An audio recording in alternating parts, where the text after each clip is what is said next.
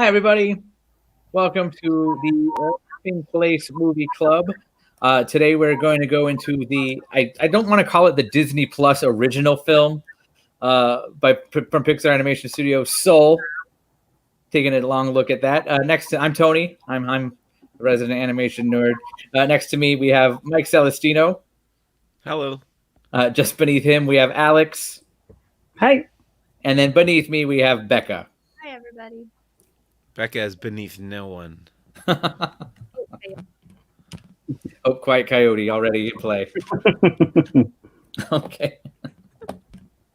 So, were you guys aware of the Quiet Coyote thing before this movie? Because I had never. It's in like encountered every trailer. But I mean, in other real than life, the- like this is a thing that exists in real life. I'm told. Oh, I spent 5 years working for a preschool. They didn't do that one though, but they had all kinds. The preschool I worked at, Catch a Bubble was the how to get all the kids to be quiet, and they would like grab an invisible bubble from the air and put it in their mouths, and they had to close their mouth to keep it in there. See, I grew up with the quiet game or whatever. You know, like let's play the quiet game and see who could stay quiet the longest. See, when I grew up, we had a clap, like, and then everybody would have to repeat it. But I have friends with a lot of educators as well as like the education community. And I knew of something similar, but Quiet Coyote specifically was not one that I knew. Becca? I guess they use it heavily in places like Arizona and New Mexico. We would do this like open, shut them, give a little clap, and then you do that again, lay them in your lap. And so that was like, okay, let's get all of our energy and excitement out, and then we're going to sit down and be quiet. See, I think it's just great that it's all been so embedded into us. We all have our own that we each of us just did in some way. Again, that happened in the movie Soul, the Quiet Coyote thing, but this is obviously we're going to be talking a lot about spoilers and stuff. So if you haven't seen it yet, pause us, go watch it, come back, and then discuss. Yeah, this is no way to find out everything that happened. Yes. There's It so might many be the things. best way to find out what voice John Ratzenberger provides in the movie, though. And our answer is we don't know. So Pete Docter said it was very early in the movie. So Oh, he's come out and said he is in there? yeah, he's come out and said, I don't remember exactly the source, but he said it to some magazine. And Okay. said, oh yeah, he's there and he's very early in the movie. Just weird that like they've credited him in every other film. Yes. Part of me wonders, and you guys might be able to attest, but my first thought was maybe one of the older souls going to the great beyond that we see at the beginning. But they're all so quiet, and the only one who's really very audible is like a little old lady. yes. Even Squid. Yes, that's true. Yeah. I'm pretty confident Ed Asner has an uncredited cameo. That when she goes, I can talk like this if I want to, that she's doing like a Carl Fredricksen face. Yes. And that it's Ed Asner. Which is another Pete Docter movie with Up. Right. Seems like the kind of thing he would do. Benji said when he grew up, they would make us be quiet by yelling quiet while projecting from the diaphragm. Again, guys, we are live. If you have any comments or questions, feel free. Throw them at us. Remember to like and subscribe. For more movie club fun, today we're looking at the Disney Plus original, but not really, Soul. They stopped the logo on it. They did. I have mixed feelings on that, but that's because I'm me. Have you watched the extras yet, by the way? No. I think it's the third of 6 extras ends with DVD credits, including like who did the menus. Okay. So Interesting. yeah. It's one of those weird little things on Disney Plus. Good morning. Hi. Ohio gozaimasu. So I'll ask this because it was kind of a right turn for me. Was Soul what you guys expected? So I'll go first if you guys don't mind. Okay. I was privy to seeing the first third of the movie early at the long lead, and they stopped it as Joe and 22 are jumping back down to earth after the shamans have made it possible for them to do so. And at that moment, I kind of realized they set up this cat. And then my theories were proven correct by the amount of merchandise for the cat before I saw the rest of the film. And so I realized then that after the first act, the rest of it's going to be almost like majority of body swap comedy, which is what it really is. So, yes, in my opinion, that's the movie's weakest point, but we have to have that because it literally alters the perspective. Mhm.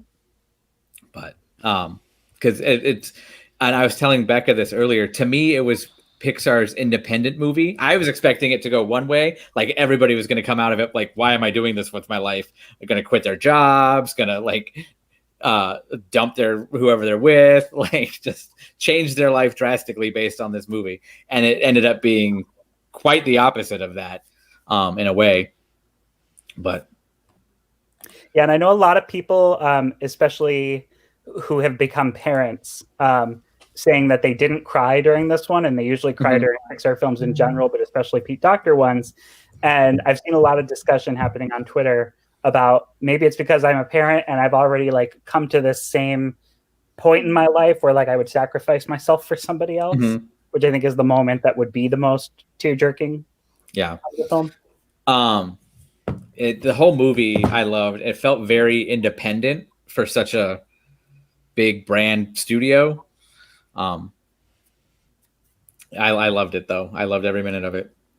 I was like, oh, of course he's going in the cat. Really?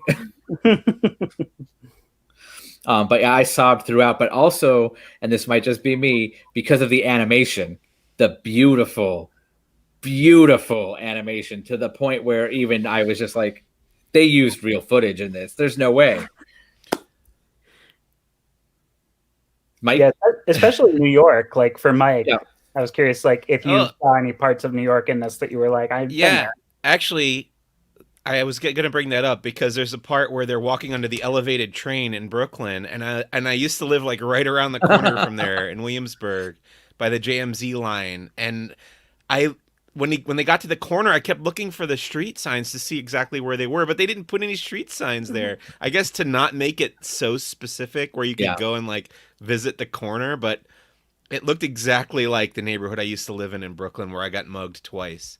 Did any PTSD for you, Mike?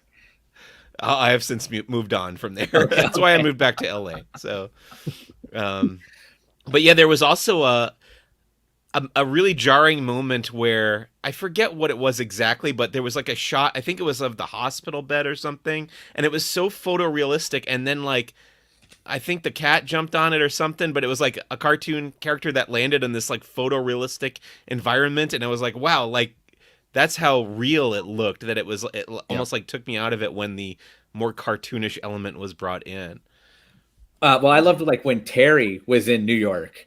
So you have like these little signs, or my favorite one being the Museum of Modern Art with the lines, and it just morphs into her. Right. I was like, cool. That's awesome.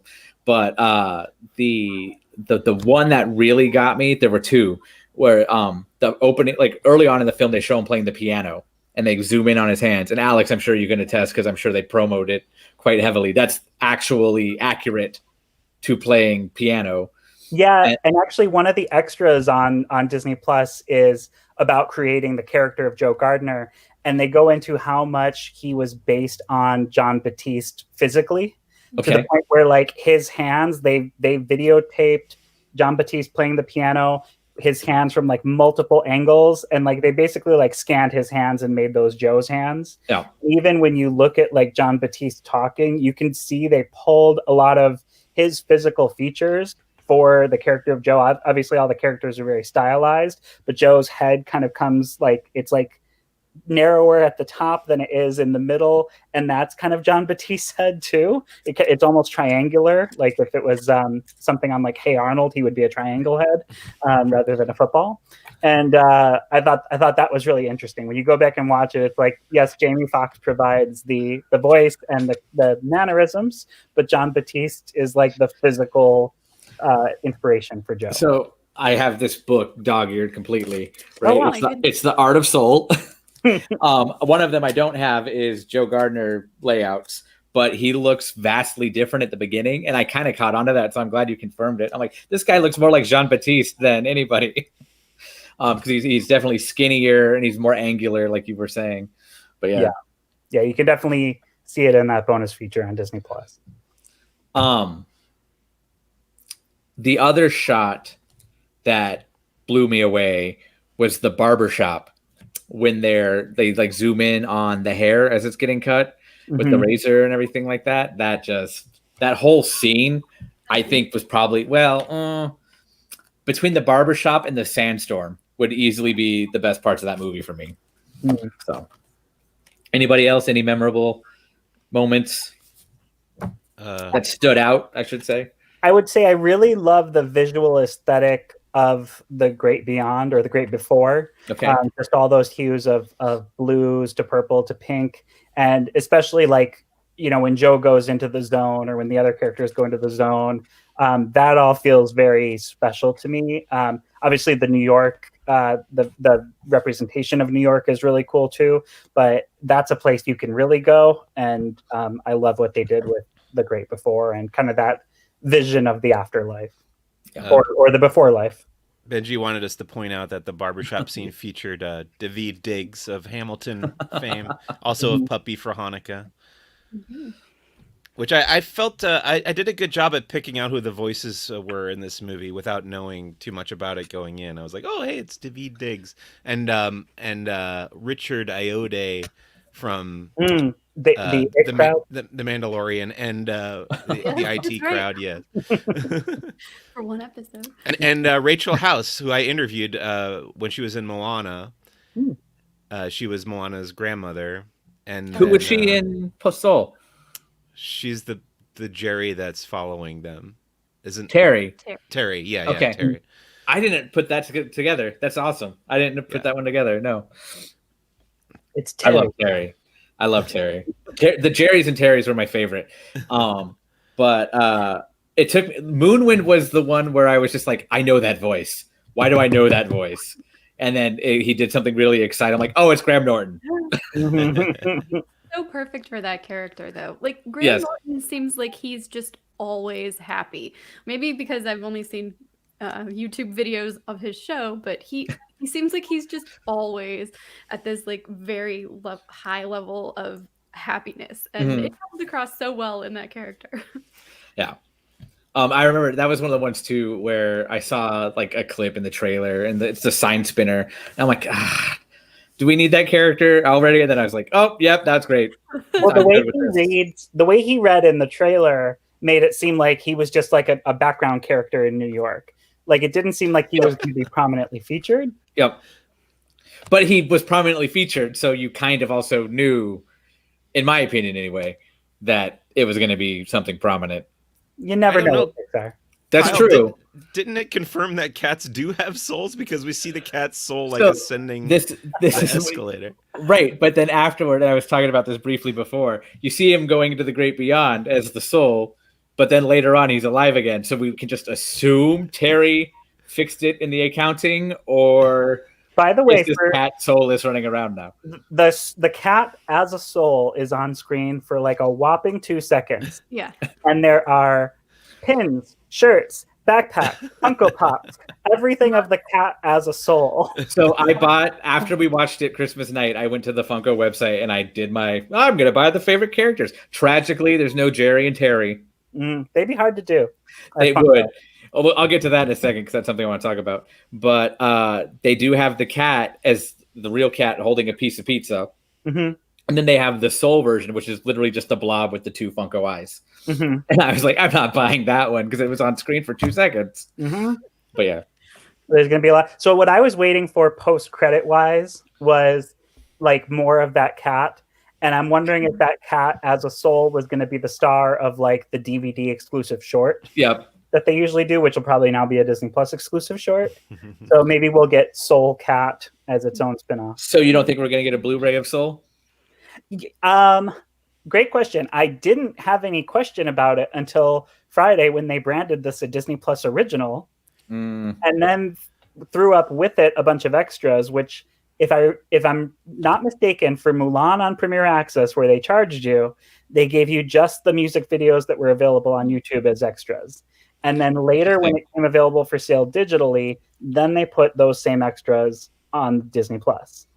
But Soul at launch has 6 featurettes. It amounts to about 30 minutes. Pixar usually makes a lot more bonus features. Yeah. One of them was made very recently because it's all about like finishing the film on Zoom.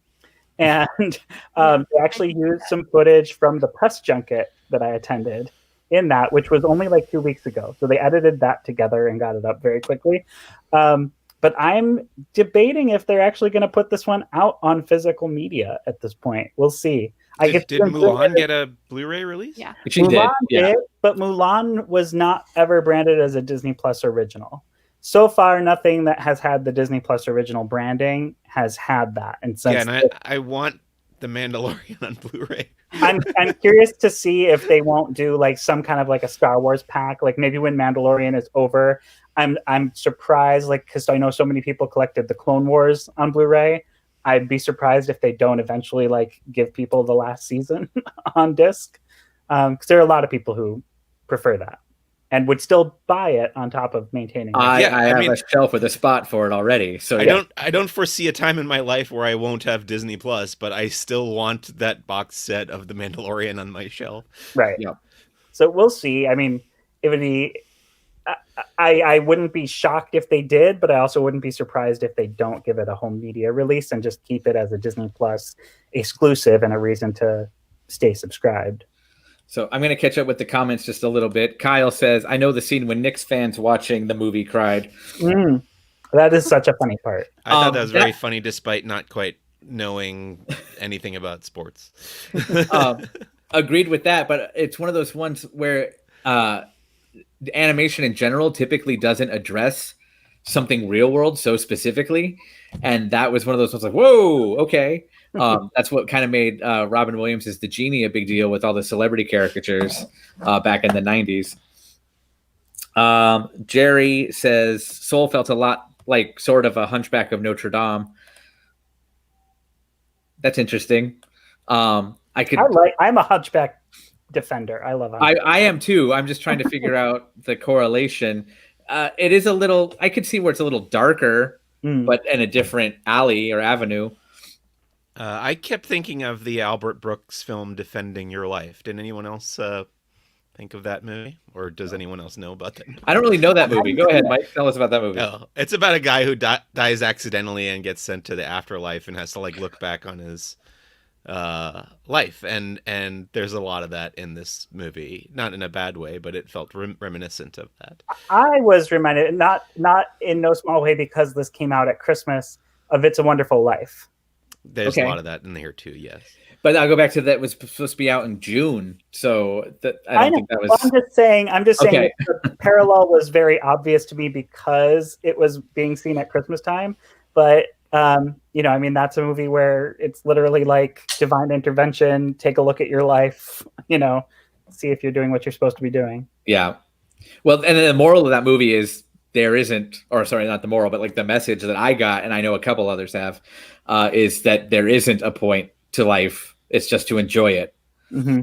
Like you have no specific purpose. I do feel like saying that my interpretation of the moral at the end of the movie is not to fixate so much on your career, I guess, is what I would say. I think it's like to obsess over one thing about your life that you love when you could love so much of your life. Right. Okay. Yeah, I think that's fair.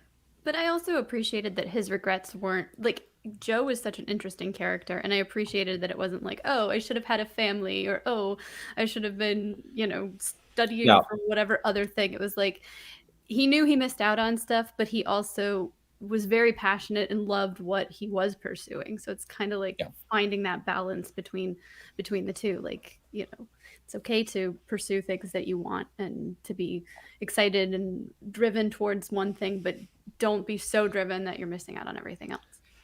Yeah, Benji's comment here is kind of where I was going with that. Yeah.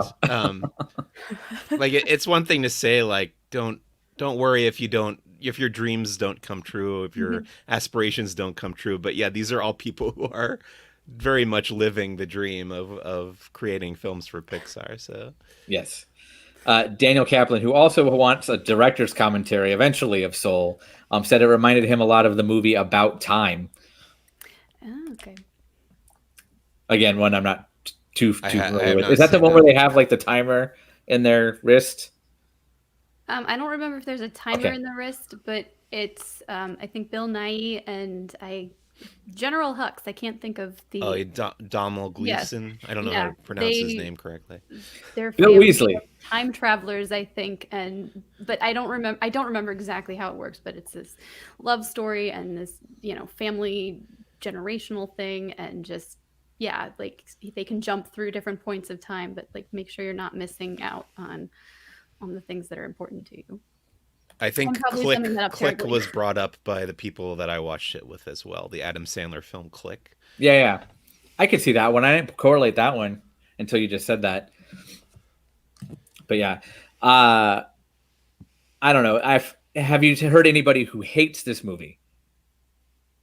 No, I think you'd be hard pressed to find anybody who hates it. I think the biggest I challenge found at would least a few, but I'll get to Oh, that in a really? second. Yeah. Yeah, I haven't come across anyone who like flat out hates it. But the problem with Pixar is they have such an impressive canon, and people always go into these movies comparing them to their Yeah. favorites, and so it's hard to, kind of like I always feel like with a new Pixar movie, I need about a year to kind of settle on where I rank it. Yeah. I think probably the most damning thing that I can say about it is that I don't feel like a pressing need to watch it again, which I usually do after I see the Pixar films for the first time. I'm like, oh, I can't wait. Even with Onward, I was like, I really can't wait to watch that again. And this one, I feel like I can sit on for quite a while without needing to watch it again. I feel like it's compared to the other ones very heavy. Mhm. Do you get what I mean by that? Like with Yes. so I wouldn't really want to watch it again and again and again. And I definitely don't think this movie, and it pains me to say this, is for kids. It's got aspects that will appeal to children, but right over everybody's head. They'll love the pizza rat joke, though. Yeah. Yes. Which if only Disney owned Ninja Turtles, because I always want that pizza rat to like go into the sewers and give it to some turtles. It's hard because Pete Docter is my favorite Pixar director, but at least my favorite film of his, and I don't expect that changing. I think I'm gonna agree with Daniel. Like of the Pete Docter films, I'm trying to figure out where I would place this in the Pixar lineup. I think it fits like right in the middle for me. Very much enjoyed it, but as far as his films, I'm like, I think it's probably at the end of that. Righteous. I would rank Pete Docter films up Monsters Inc., Inside Out, Soul. I think I would flip Monsters Inc. and Inside Out on your I would list, too. Alex. But Hmm. other than that, it's I think I'll have to watch Soul again, but I think I would go Inside Out, Soul, Monsters Inc. Really? Yeah. I'm What did not on the Monsters Monsters Inc. ever do to you? nothing. I would take Monsters Inc. over Monsters University, but I love art. so do I. I went to school for it. No, I mean the character. I got That's the the purple one with Charlie Yeah. Day, right? Okay. Charlie Day's character. I've seen that movie twice. The part, I think I've seen it that many times too, but I don't hate it. And the part where they're like doing something stealthy, I think they're sneaking into the other frat house, and there's like a door, and he suddenly goes into a straight line and just like rolls under it. That's right. I remember that part. Yep. For me, that's Pixar. It's not dark era, but like the Cars 2, Monsters University, and I can't speak highly of Brave because spoiler alert, that's the only Pixar movie I haven't watched yet. What? Yeah, I know. Okay. It That's has the going to best take short you film. 3 watches before you leave. Okay. oh, so Go ahead. I got 2 more to go then, I guess. Yeah, because I've seen it once. The first time I saw it, I walked out of it and I was like, that's not a Pixar movie. What was this? I don't like it. Well, Saw it again on Blu-ray. I was like, this is still really weird. Then I watched it with my mom. Maybe that's the key. Watch Brave with your mom. Well, I'm born in It's July. I'm totally a Cancer, so I'm a mama's boy. So Mm. that should go pretty easily then. Yeah, watch But- Brave with the mama, and then you're gonna cry. This conversation happening between Benji and Kyle right now is Real Um, blue guy. yes. No, the people I find that hate it, I feel like are triggered by the message. Like maybe they themselves have devoted their life to one thing and didn't see it pan out quite the way I like, referring to Soul. And just by like the common line that I've seen between the people I've heard hate it, I'm like, that's probably why. Going to that, has anybody else like relate to any scene in Soul? I Go Oh, ahead, sorry. Alex. No, you go, Mike. I was thinking while this movie was playing, it reminded me of when Doobie asked me recently what my favorite like mantra was, or my favorite. Okay. Do you remember this conversation? Like Vaguely. I remember when he asked you what your favorite year was. yeah, well he wanted like an inspirational phrase or something. And I told him I always like that John Lennon quote that's like, life is what happens when you're busy making other plans. And I feel Yeah. like this movie is just like that concept, the movie. Yeah, I which could see is that. part of what I liked about it. That's it. Alex? The scene that I related to most was the orientation for the Okay. new mentors, and it reminded me very much of being at DU on my Okay. first day as a cast member. And I'm guessing, Disney University, everybody. yeah, I'm guessing Pixar has some sort of similar like HR onboarding, like sit in a room with others who have just arrived and go through this presentation. But it really reminded me of that. And I really love that whole entire scene, especially like the last gag. Like that scene just keeps building in such a great way. At the end, 22's like, I'm going to make you wish you never died. And he's like, most people wish that, 22. I want to point out Daniel talking about the lost souls here, because I thought that concept was really interesting in the movie, and I feel like I've had points in my life where I sank into like obsession or something, and Mhm. and it made me feel like a little bit of like those characters, the lost souls wandering through the zone or whatever they called it. So that was an interesting notion that got introduced. I was hoping somebody would say that, and then coming up to Rebecca. How about you? Before I go into what I was going to say.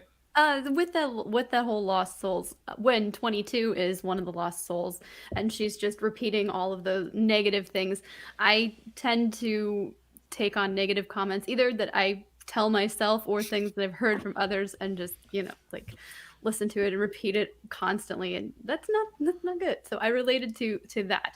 Yeah. Rebecca, you brought up exactly, Becca, where I was going to go.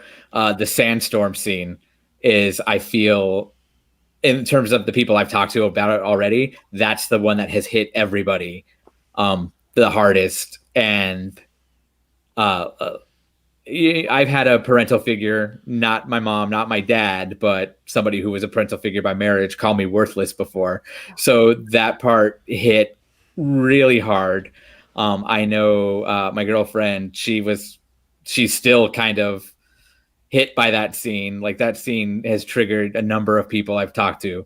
So the fact that was in there, it kind of reminded me of the meme going around. Why would you say something so controversial yet so brave? Because it's nothing nobody addresses, is that how much those things weigh on us. But it's literally the darkest part of that movie in animation and everything about it. And the part that got me the most was she had all the other mentors, Lincoln, Einstein, everybody, and they were all the size of her.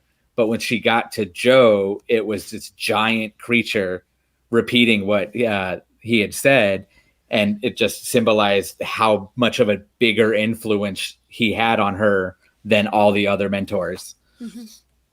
And Speaking of the mentors, that's probably my favorite like recurring gag in the movie, is all the flashbacks to all the same different situation, mentors. Kyle. Sorry, Alex.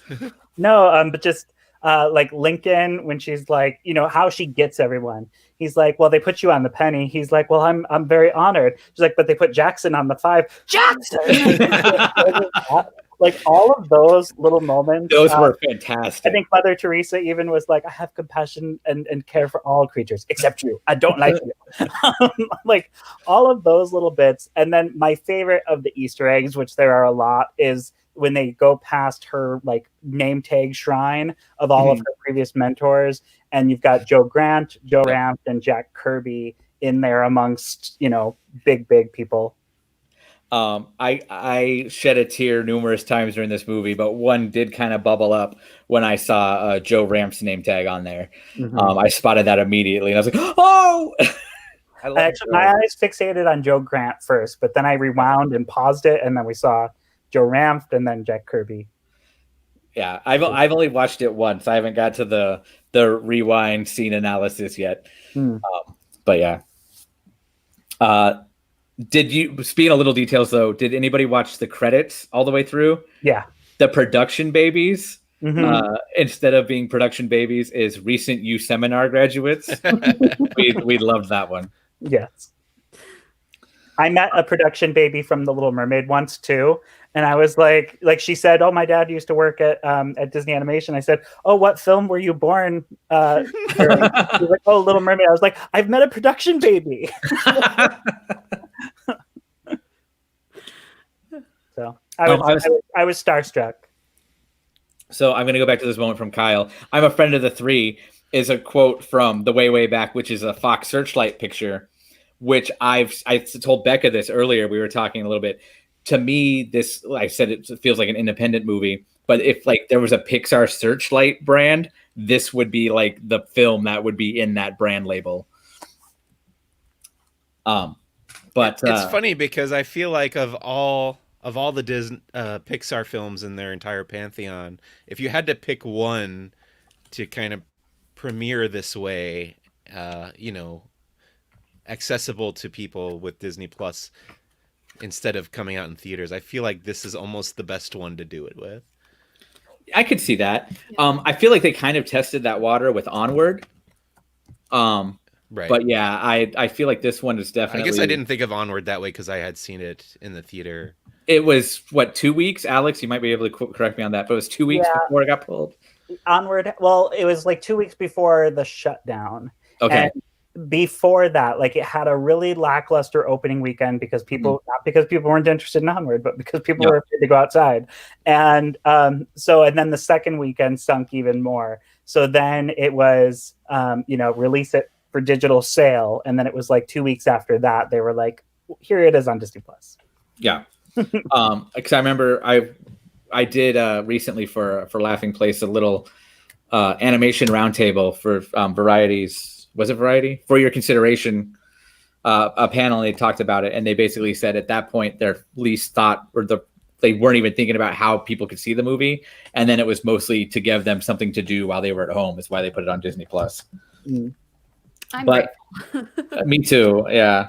And I still bought the hard copy. So hear that, people? I will still buy a hard copy. I bought it, but I haven't opened it. I bought it, but it's still mint and sealed. I want my rewards points. I open them. Oh yeah. Disney Movie Insiders doesn't have anything that I want, so I have more points than I know what to do with. So they had a one sheet for WALL-E recently from 2008, and I was like, "Ooh, order that! Thank you." I know I'm in the minority, but WALL-E's my favorite Pixar movie. I am up there with you. Also, I can afford 2 of the private led Walt Disney Studios tours. Gosh. With my insider points, I'm saying, because I've been collecting forever and they don't expire. That's cool. Justin asked, will anybody see Soul in theaters after this pandemic ends? If they gave me the opportunity to go see it in a theater, I would. Yeah. With people I trust sitting near me, because I'll be bawling my eyes out again. And like we said, the animation is so beautiful. The details are so great. And there are so many Easter eggs. So just one of them, there's some stickers all throughout the city, and 2 repeat quite often, a By and Large sticker and a Wally B sticker, the character from... I didn't see the Wally B one. Yeah, Wally B is often accompanied.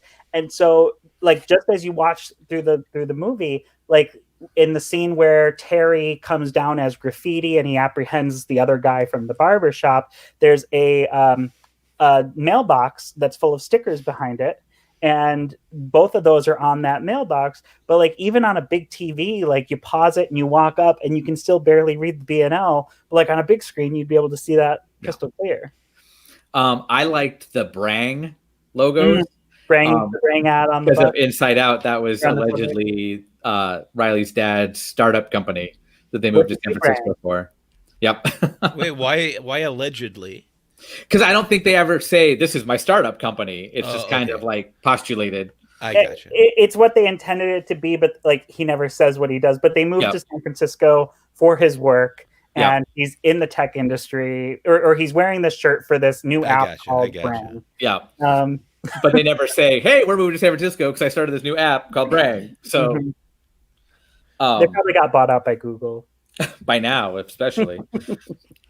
Daniel likes to tell us he liked Wall-E more than Soul for sure.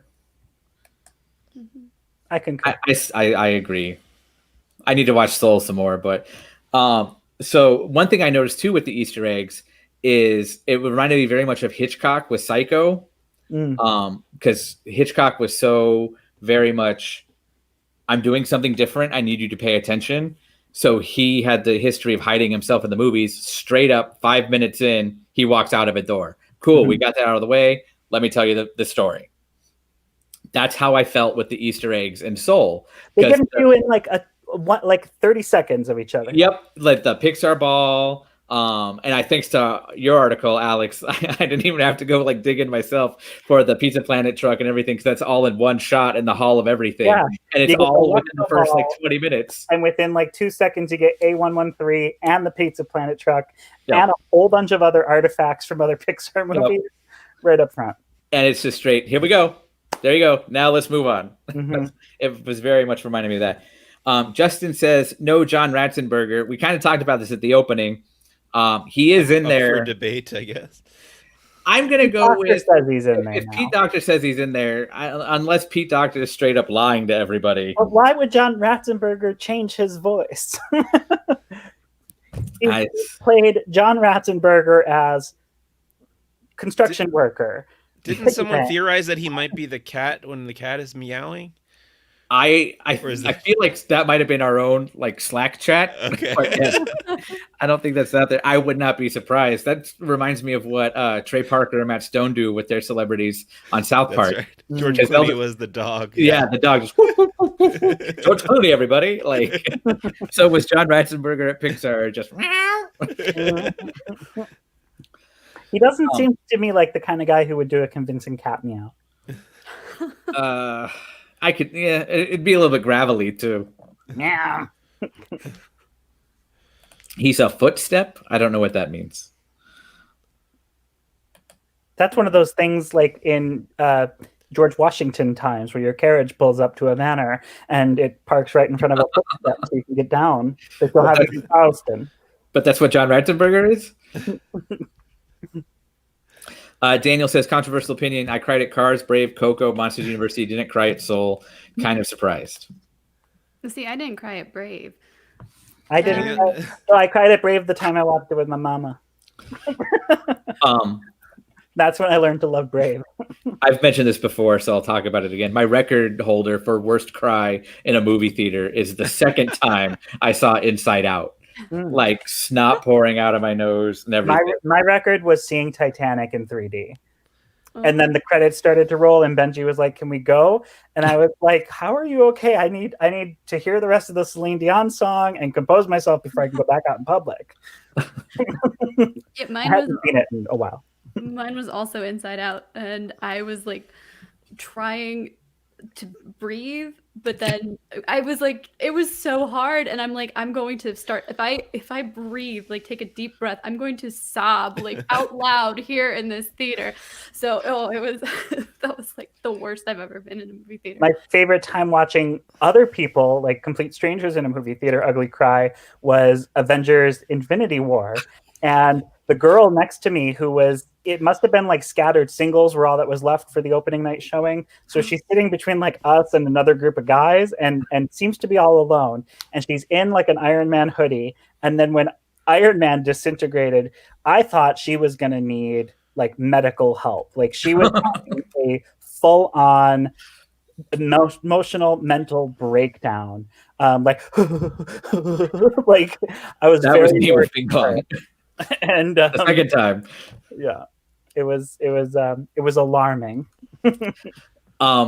Yeah, it was Inside Out, which had the not unfortunate, but paired with Lava.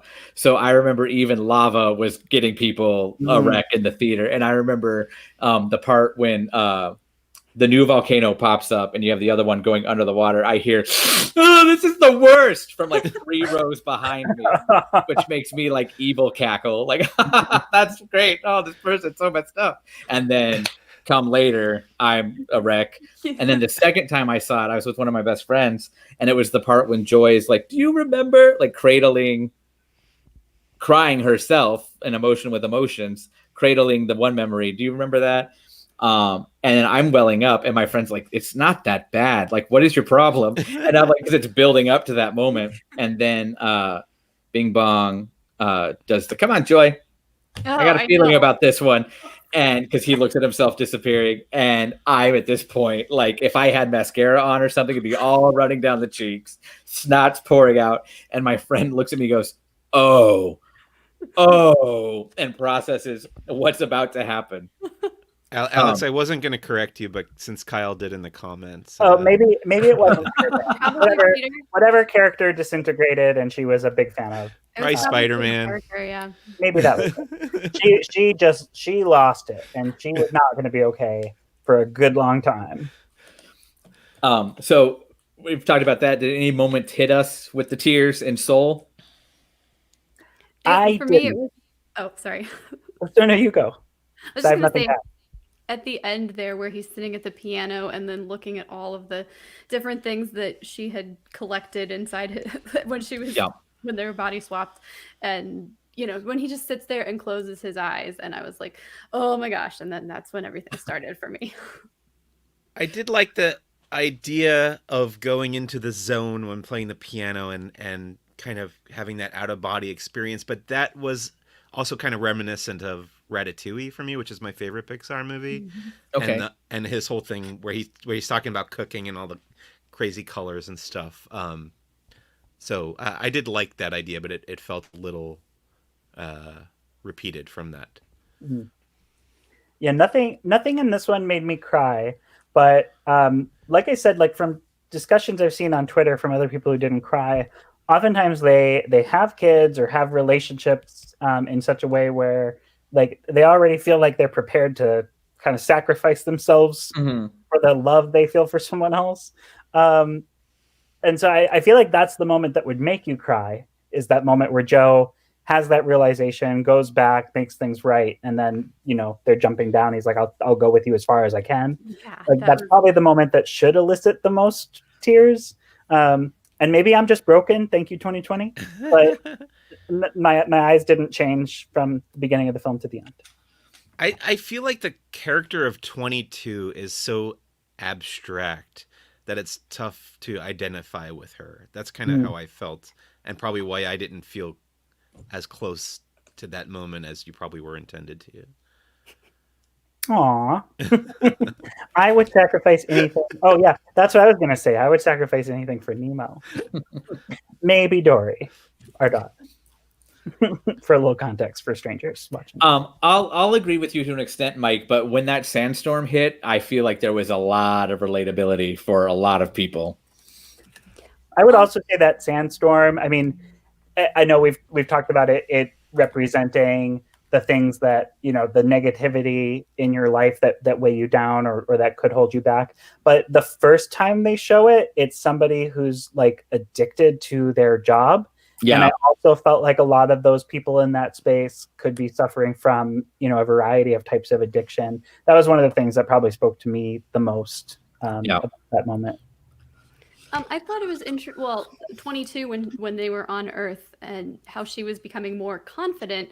I think as a person, like, yes, she's very abstract and she's a little like, I didn't care for her particularly in the beginning of the film, but when Connie was the girl who came for the music lesson, and Connie. there was like a shift and she was like more confident with being alive and being a person. And then in the barbershop, especially with the lollipop, and then having that whole conversation, like watching her change was, I thought, very interesting. What do you guys think her spark ended up being?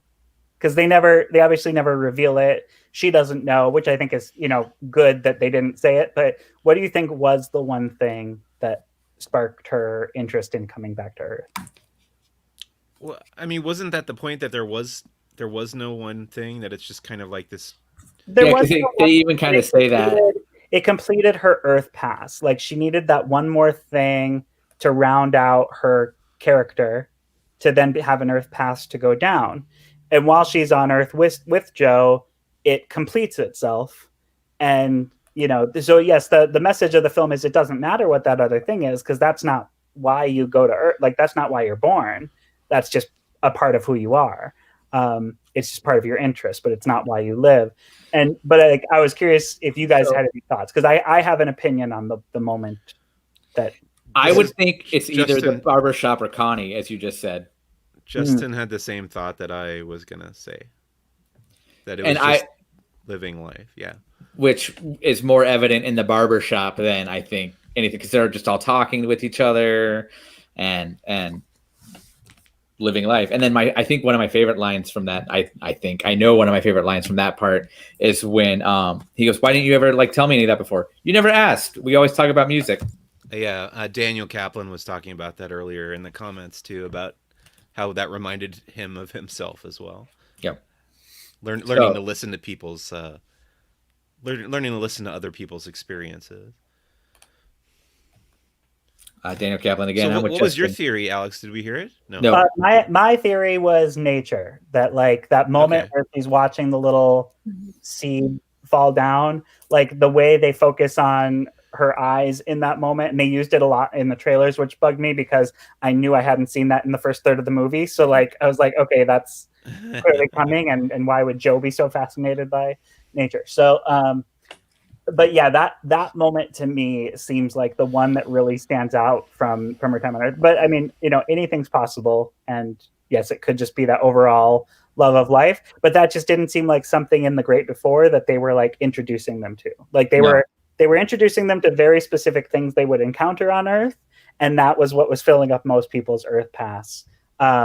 So I was kind of thinking, because they never showed anything earthly organic in The Great Before. You never saw a tree or anything resembling a tree. Even in the Hall of Everything, you don't see any plants. So to me, it was like she's going to come down and be like a horticulturalist nerd, probably own a flower shop, wherever she landed up. Did anyone have the thought partway through that 22 was going to go to Earth and become Joe's student that we met in the hallway? Maybe not quite that, but I definitely thought there was going to be some connection between the two of them towards the end of the movie. Like, they're going to meet and maybe recognize each other, not quite, not know why, but that it would be the. Did anyone see The Art of Racing in the Rain? Oh my God. Yes. Hey, I'm Enzo. That's what you reminded me of now. Yeah. That could have been the post tag. Mm-hmm. Joe gets his new student. It's like, what's your name? 22. So I had that thought, but then at the beginning they said that most everything they learn is not remembered past the trauma of childbirth. Mm-hmm. So all of Joe would essentially be out of her brain. So yeah. So I will say, in terms of what I want from a direct-to-video short, we already talked about Soul Cat, which they need to do something to justify the merch and move some product with Soul Cat. But I would also love to see what happens to 22, where in the world she's born, who she becomes. I would also love to see what happened to the soul of Dr. Jorgensen. Mm-hmm. Kyle was asking about that earlier. He kept asking, and I was like, I'm sure we'll get to that, but it's so far gone now. Yes, Kyle kept saying it. He's on his way to the seminar to be a mentor, and then what happens? Why doesn't he get there? And where does he end up? It's kind of the same question about Wonder Woman. What happens to that dude that that Chris Pine becomes, like that everybody's angry about. And you guys haven't Thanks seen for it. the spoiler. I Which- haven't Sorry. Popcorn Sorry, girl. spoilers for Wonder Woman in the Soul conversation. I was gonna go back to this because Rebecca said it, and I thought of something. Relationship interconnectivity. That's what 22 connected with, because that's going back to what you said, Alex. You don't see that in the Hall of Everything. You see items. Mhm. So there's that. And part of me also thought they were going to kind of spin it and say there is a purpose to life, but yours isn't to be a jazz musician. It's to be a teacher or to be a mentor. Mm. And Yeah, I because was expecting that. and they didn't go that route, and I was a little surprised by that. But I like that I they can left see that that as- ambiguous. yeah, I can see that being an unsatisfying moment because he was already in that path, wasn't satisfied by it, and plot wise, they didn't introduce something that like reignites his passion for teaching. Like it would have to have that moment where he realizes, like, oh Yeah. yes, I do love this, and I would be happy in this for the rest of my life. But like he's clearly not. At the but you beginning. could but he had the students, like the one who got on the job, who was Questlove. I didn't notice that until the end. Yeah. Because Mhm. I don't recognize his real voice. And then Connie in the staircase, even though he wasn't present for it technically, but he explained, because she likes this stuff. Yeah. Rebecca said she thought Joe was going to stay in the before and become a mentor, which I could see, but they also say it's their one chance to be a mentor before they go Mhm. to the great Yeah. beyond. It's not a, It's like a your permanent civic job. duty, if you were someone of clout on Earth, like you do this before you go to the great Yeah. beyond. I wanted It's to like think, jury duty, but only if you were a VIP. you kind of touched on merchandise, and we talked about it a little bit earlier. My favorite characters are the Jerrys and the Terrys. Hmm. And I go into the art and the developmental stuff. I have prints of 3D prints everywhere, right? But they did these little wire maquettes Yeah. of a 2D figure. And I was like, take my money. I will buy all of those. So I think it's funny that of all the 3D stuff that I have on 2D, I want a 3D version of the 2D character. You know what's really funny is they really reminded me of. Have you heard of Kokopelli? No. Yeah. It's like this spiritual, mostly I think in like Arizona-ish areas, but a lot of like desert shamans. believe in Oh, I know what Kokopelli. you're talking about. I didn't know that was what they were called. Yeah, it's like this. They've got like these weird, like horny things coming down their backs. They have something to do with fertility. I had a friend in high school who went on a like trip out west with a youth program and like fell in love with these things. I don't think it cost that much. They were like camping, so they were like living on like a Muppet bus and camping. But like that, because I had that so ingrained in my brain from like when I was in high school and that friend. I just kept thinking of them, and especially the part when they do the Quiet Coyote, which is how we started this whole conversation today. I was like, I wonder how much Kokopelli like could have inspired the characters. But you actually do get to see the designer Diana Margolisi, something Italian. She's working on Luca, building them in Inside Pixar. Ooh. I think the second episode. So if you want to see more of those statues that she made out of wire. Those wire statues, you can actually see her like bending the wire to make them in that special. So before we wrap everything up, I want to talk about arguably, and it's not really arguably, the best part of the movie, the soundtrack. You got yours. I got mine. I got I'm actually still- both of them. Mine are still in transit. Not talking about the actual merch, but like in the movie itself, the soundtrack. Let's talk about it. Let's go. Wait, what? Before we move on, what's the difference between those two, Tony? This one is just the score by Trent Reznor and Atticus Ross, Okay. and then the other one is all the Jean-Baptiste Okay. jazz. Cool. And if you get the digital soundtrack, like if you just go on Apple Music or Pandora, they have them all kind of interspliced in the order in which they appear on film. If you get those, they've separated them out. There are actually, I think, 3 songs exclusive to the Jean-Baptiste vinyl that aren't on the digital album, and then there are a couple songs on the digital album that aren't on the vinyls. Okay. Neat. Yeah. But Becca, go ahead. I was just gonna say I was working the other day and trying to figure out what I wanted to listen to for background music, and I thought, oh yeah, Alex said something about the soundtrack, and Oh, it was amazing. I listened to the digital, of course. So I had the first, I think, like 4 or 5 were jazz songs, and then that first Great Beyond song came on, and I actually stopped what I was doing, and I was like, "What am I listening to? This is Yeah. amazing." Mhm. I've Yes. listened to it several times since. It's the Trent Reznor Atticus Ross score it's very ethereal, also very edgy, and it kind of reminded me, what did I describe it as? Tron Legacy's Daft Punk music having a baby with like Mozart or something like that. Like, Okay, I'll take it. I loved it. I love that everything in the real world is the jazz, and everything in the astral world is the. I dumb it down a lot by saying this, but I feel like it's like really awesome spa music. Mm. Um. It's very But- zen. Oh, so I got these as gifts. I literally spent about $120 on a new vinyl player just for them.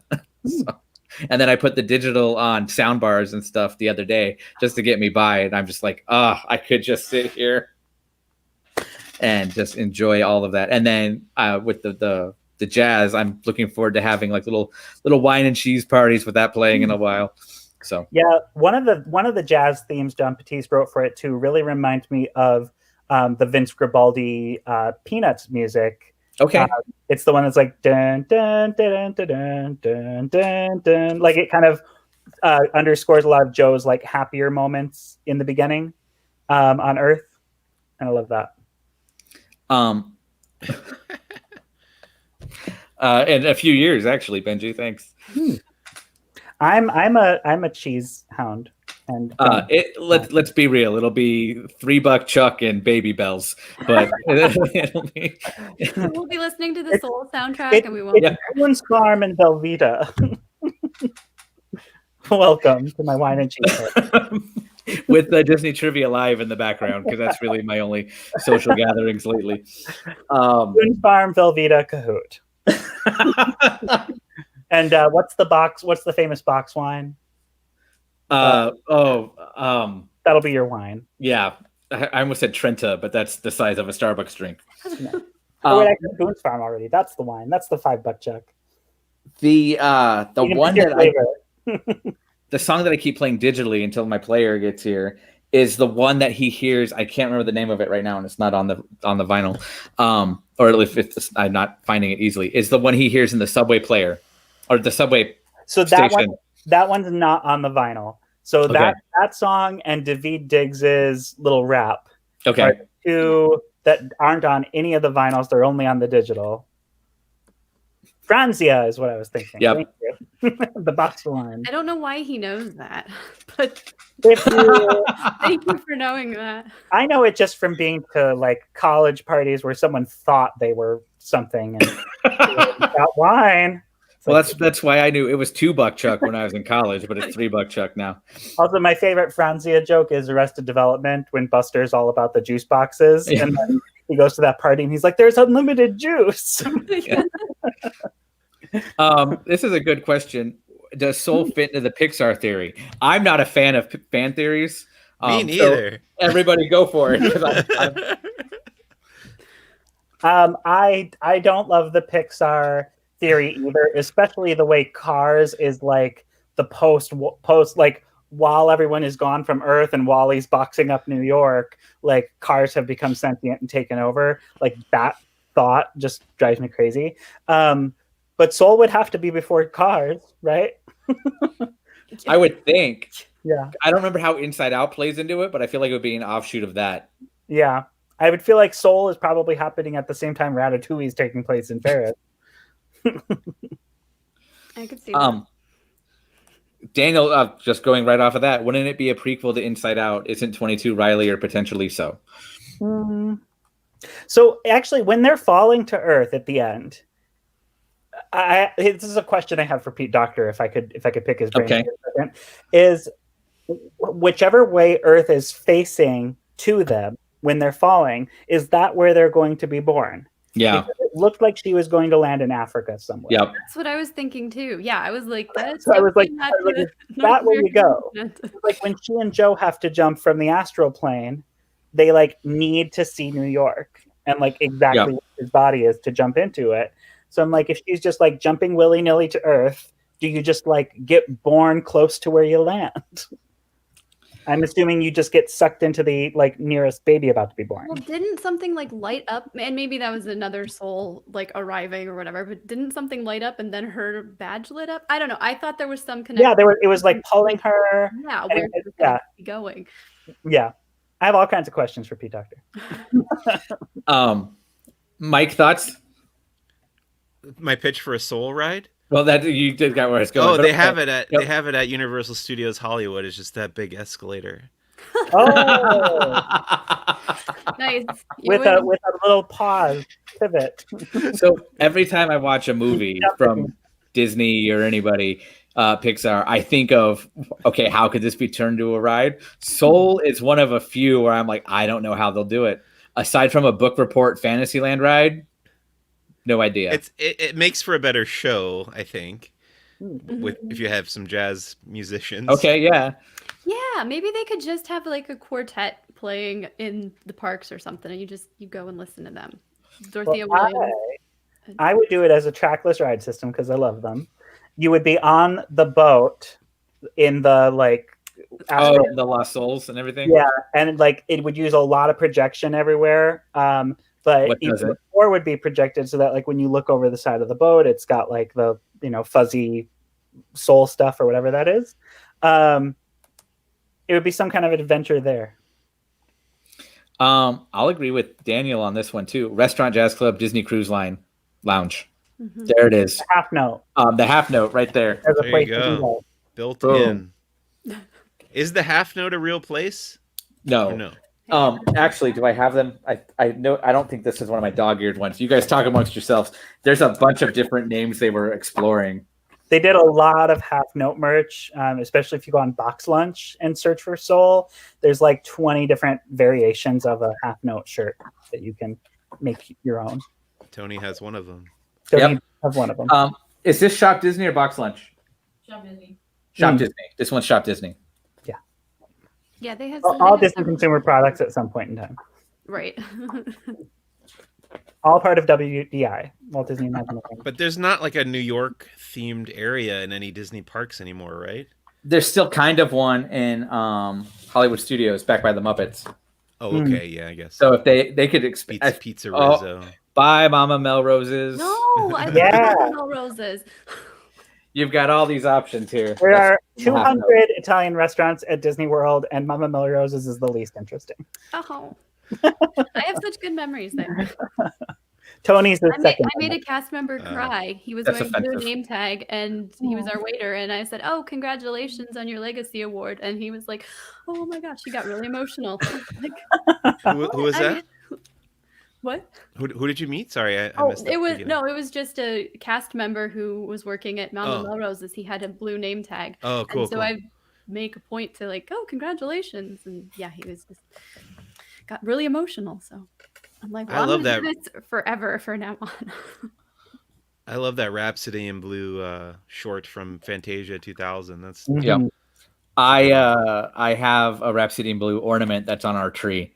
Mm. And everybody who's been coming over goes, "Oh, you already have a soul ornament up?" No. And then I got a soul ornament for Christmas, so it's up there now. But Is it the cat? no, it's Joe at the piano and it plays music. Oh, it does. Very nice. It's heavy. It's one of those ones that you have to hang on one branch, but like put as another branch as the base. All of the Shop Disney ornaments are that way. Doobie is pointing out, sorry if you covered this, which we did not. Dorothea Williams' saxophone playing in Soul was done by Tia Fuller, a Berkeley professor who's toured with Beyonce. I think she's worth a mention. Okay. She toured with Queen Bey. I'm concerned that Doobie lives in the Bay Area and spelled Berkeley wrong. Yeah. There are two E's, but not where you think. Favorite character in the movie. Who's everybody's favorite character? I already talked about mine being the Jerry's and Terry's, and we'll wrap it up with that. Oh yeah. The Soul Cat. I'm just kidding. You keep asking, so I'm gonna believe you 100%. They made so much merch for it. Mr. Mittens, isn't that what it is? Yeah, Mr. Mittens is the cat's actual name. You know what? I This is do my love, first time. I don't know, Kyle. I love 22. I love Tina Fey, and I've always wanted to see her in a film like this, a Pixar film or a Disney film. And I get that her character might be a little bit hard to like get emotionally invested in, but I still found her really fun. So I'm going to say 22. I'm glad she didn't go completely Liz Lemon. Sorry, Becca. No, Yeah. you're good. Yeah. It was different. I was hoping, like, at first I was like, it sounds a lot like Liz Lemon, but it's not at all. But anyway, go ahead, Becca. Go ahead. No, I liked Joe's mom. I liked how she was able to understand where he was coming from when he came with his big request at the end there, and Yep. she just seemed like a great person. I like the cougar that works for her. That was one of my favorite jokes in the movie. Mike? I think I like the sign twirling guy. What's his Moonwind. name? Moonwind. Moonwind, yeah. Moonwind, yeah. It's pretty And funny. his sidekicks, Moonstar and Moonbeam and everything. Moon is the first name. Benji wants our thoughts on Burrow. I was going to do that too. Wrap that up. Fantastic Mr. Fox. I haven't watched it yet. How did you not watch it beforehand? I know I was just too excited to actually watch the movie. It was, totally different. I experience. waited months. I couldn't wait another 8 minutes. Okay. Yeah. So, Mike, you thought it was the Fantastic Mr. Fox. Yes. Alex? That's because it was anthropomorphic animals in a burrow. And it ends with the big flood. No, that was the climax, but not the end. I get, yeah. All right. It did not remind me of Fantastic Mr. Fox. I love Burrow. I think it's my favorite of the Spark shorts, which have been pretty hit or miss. But I would put Burrow right above Kitbull as like number 1 and number 2 from that program. I thought it was really cute. It really reminds me a lot of Studio Ghibli movies, which I'm also a big fan of. So I thought it was very charming, and I can see why Pete Docter picked that to go in front of Soul, being that Pixar hadn't produced a short outside the Spark Shorts program specifically to accompany it. I liked it a lot. I was getting frustrated watching it because this is the whole message too. The whole time, like, they want to help you. They want to help you. Like, that's, I'm screaming at the television because there at no point did the animation ever convey we're here to harm you or whatever. And even with the bear, which kind of reminded me of myself a little bit, like, all right, that's badger. helping you, or the badger, yeah, and then just shutting the door. But that was to help you. Yeah, I'm not harming you. Yeah, So. I mean, I get that though. That whole like I'm setting off on my own. I've made my own plans. I want to try this my own, like myself, kind of mentality. I think as a kid, you probably had that at some point. Like, I got this Lego set. It's a little too advanced for me, but I want to try it. I remember doing this with a the Dots book and like not being ready for a Connect the Dots book. I can do it. And like, really messing it up. So to me, like, I was instantly taken back to like those moments in your childhood when you're like, I don't need any help. I can do this. No, I can't. Benji brought up what I was going to say. Not ready for Connect the Dots? Were you going to pick your favorite numbers? Like 1, 7, 22? I was going to say, I think I was like maybe 3 or 4. And like could, recognize like up to 10 wherever I was developmentally. But like this was a Connect the Dots that went like up to 20. I was just also, I mean, it takes a lot of fine motor control to really get there. And I don't think I was coloring inside the lines well yet. So I'm not going to follow 2 dots of invisible space with a straight line. I was a child. Oh, I know. But I remember Well, I think that wraps it up for our look at Soul. What are you guys? Any last thoughts? I think What's the soundtrack. yeah, I Just think soundtrack. we've beaten this one to death. Yeah. Sorry. That's what you get for bringing me on a Pixar one. No, it was great. All right. Well, guys, coming up tomorrow, we have Becca's coming back for Barely Necessities, right? Yes, I am. That'll be at 4 o'clock Pacific time, 7 o'clock Eastern. And then tomorrow night at 7:30 Pacific time, 10:30 Eastern. I specify because I'm in the Eastern time zone. It's Disney Trivia Live with Doobie and Gideon, subjects to be determined. Me and Mike are usually there in some form. So You can play along. play along. I don't know what Benji's referring to. He's asking me if I can do connect the dots. Now. Oh, okay. All right. yes. Can Thank you?